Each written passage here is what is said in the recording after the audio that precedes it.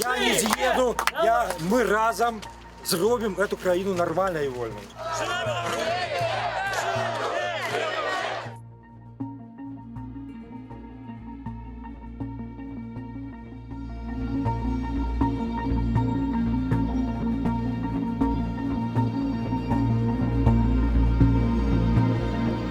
Прага свободы – гэта уласцівасць пэўнага працэнту людзей, яна нікуды не знікне.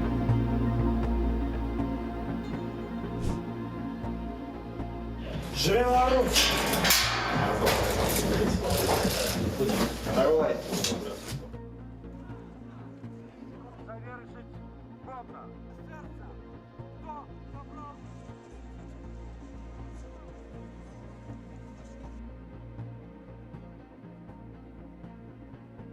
Радзіма! Свабода! Лукашенко – гэта вайна! Будем супрацьстаяць вайне! Вайне! Не!